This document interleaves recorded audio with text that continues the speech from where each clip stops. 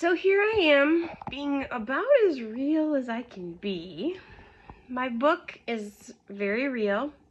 Those who have read it know that I do not sugarcoat anything about the experience of going through terminal cancer with my brand new husband. It's something you never think that's gonna happen to you. It happens to other people, right?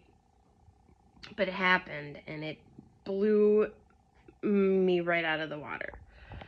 But just to kind of show how real my book is and how relatable it is for those going through something similar, I decided to make a video, literally having not combed my hair yet. It's all kinky, and I have a zit right here. I have a zit right here, right here.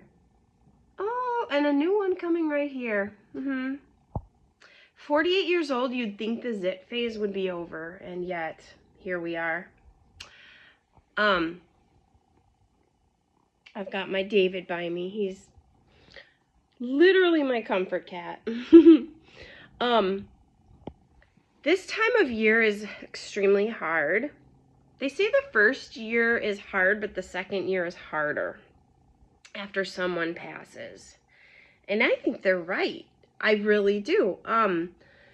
This time of the year is especially hard because here it is, the end of July, and 2 years ago at this time, the weather was similar. The air smelled similar to how it does now. There's just this vibe that is very similar to how it was 2 years ago. And it was getting really towards the end. Nick passed away on August 9, 2021. So, at this time 2 years ago, he officially went on hospice, and we moved. The hospice organization delivered a bed to our house, and we put it in the living room near the patio door so it would be nice and bright for him and not, during the day. At that time, they also brought us an oxygen tank, a portable oxygen tank that he could bring anywhere he wanted. We had a last hurrah barbecue at his dad's house on their deck on the Milwaukee River. Brought his oxygen tank, and he had to use it several times while we were there.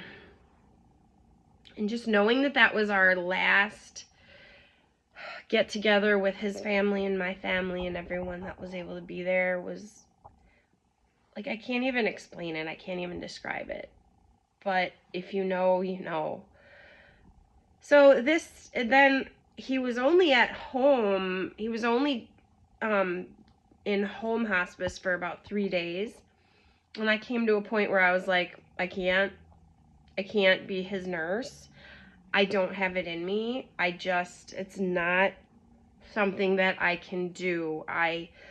My nerves and anxiety were off the charts. I don't do well with people who are sick in general. And I couldn't.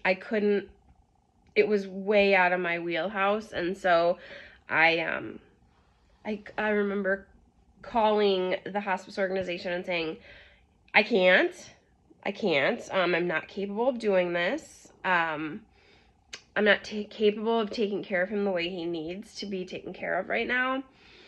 And I would like to have him moved into the hospice facility, which was only 7 or 8 minutes from our house. And so that's what happened. And I remember when they came over to transfer him to the hospice facility, we were sitting at the kitchen table, and the poor man looked like he could hardly sit upright. He was doing so poorly at that point. And we sat at the kitchen table, and she had all these forms we had to fill out and sign. And I was like, can we please just get him moved and comfortable, please? Like right now? Oh my gosh. I couldn't handle the paperwork. I just wasn't feeling it at all. I was like, this is wasting time. He is absolutely in excruciating pain, and we need to get him over there. Okay, I don't want to sign one more form. I did it, but oh my gosh.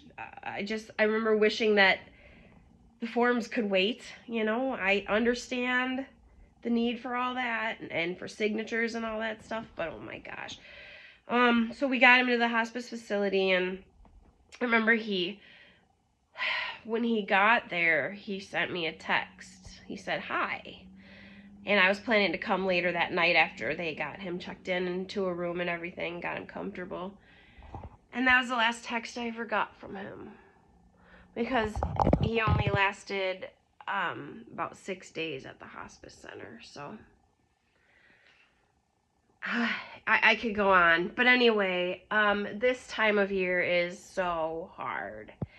And I typically would not ever in a million years make a video and post it for you to see of myself looking so not put together. But I decided to do that today because just to show that my book is real, and I'm real, and it's not the kind of book that you're used to reading about grief or loss. It is a story. It is our memoir. It is funny. It will make you laugh. During the time that Nick was in the hospice facility, I inadvertently found a pot gummy worm that was in our basement that some friends had sent us because it was supposed to help chemo side effects.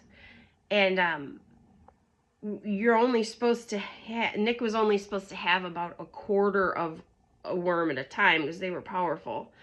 And I found one blue pot gummy worm in the basement one day, shortly before I was planning to go visit him. And you guys, I ate the whole thing. It was this long, and I ate the whole thing. I had never, ever been high. I had never done any marijuana. I had never so much as touched a cigarette. And that happened. I ate the whole worm. So I had about 4 to 5 times as much as you're supposed to have at one time. Like one dose. And so I got to the hospice center, I don't know, maybe half an hour, 45 minutes later. And I was fine. And all of a sudden, people's heads were floating off of their necks. And books were levitating. And the wallpaper was wavy. And I remember thinking, oh crap. What the heck did I just do? So now I know what it feels like to be stoned off your butt. It was awful, and I will never, ever, ever let myself feel that way again. The things you do when your brain is not quite right because of the trauma that's happening in your life. I cannot even describe it, but in my book, I describe it. So there are some very funny stories. There are just stories about things that we did and, how we met. Funny things that happened while we were dating. Funny things that happened after we got married. And it's so funny. It really is. And then the last half of the book is not so funny. The last half is where it gets real, but I encourage you to push through it. Some people are like, I can't read your book. I especially can't read past the first half of it because I know what happens and I don't want to cry. But you gotta push through it. Push through it because it's so worth it. And the last chapter is the one that gives so much hope and so much comfort, and reminds you that it won't always feel like this. It's gonna gradually get a little better. And obviously, grief never ever goes away, ever. But God is still good, and He, during a horrific, awful, awful time, He will bless you. Watch for those blessings. Look for them. They might be little, tiny ones, but they're there. Look for them, because they will get you through this horrible, wretched thing. And I want our story, and I want the hope and comfort that God gave me to be yours. And so if you know someone or are someone who's going through something similar,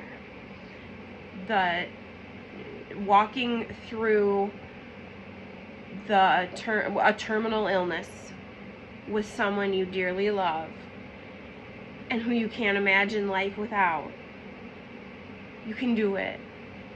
It's gonna suck. It's gonna be like nothing you've ever had to experience before, but you can do it. Tonight I'm recording a podcast with a friend of mine. It's called Anxiety Makes Me Poop.